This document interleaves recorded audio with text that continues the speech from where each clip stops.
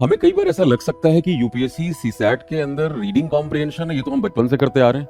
School के दिनों से अनसीन पैसेज कर रहे हैं और हमें ये ट्रेनिंग भी दी जाती थी कि पहले क्वेश्चंस को पढ़ो, फिर अपनी शिकारी निगाहें डालो पैराग्राफ में और फिर तो जवाब आपको मिल ही जाएगा।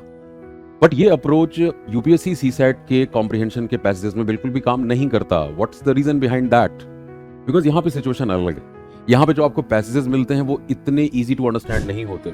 वहां पैसिव रीडिंग नहीं, एक क्रिटिकल और एक्टिव रीडिंग की जरूरत होती है। और आरसी से ज्यादा वो सीआर की टेस्टिंग है, यानी आपके क्रिटिकल रीजनिंग और क्रिटिकल रीडिंग एबिलिटी की टेस्टिंग होती है। जो क्वेश्चंस होते हैं वो सारे के सारे इनडायरेक्ट होते हैं और अगर आप देखें तो वो सारे के सारे टर्म्स जो कि क्रिटिकल रीजनिंग में इस्तेमाल होते हैं उनका यूज आपको आरसी के क्वेश्चंस में देखने को मिलता है। और मोर ओवर, अगर आपको मेन आइडिया निकालने आता है एक पैराग्राफ का कि कैसे मैं उस क्रक्स को समझूं जो पैराग्राफ का ऑथर कहना चाह रहा है, तो आप बहुत सारे क्वेश्चंस का आंसर कर लेते हैं। बट कमाल की बात यह है कि उस पैराग्राफ में कहीं भी ये नहीं लिखा होता कि what is the main idea of the passage. So actually you have to have the ability of critical reading, you have to have the ability to read between the lines and then you will have the ability to get the crux of the matter। और अगर आप ये कर पाते हैं तो फिर आसानी से इन क्वेश्चंस को सॉल्व कर सकते हैं।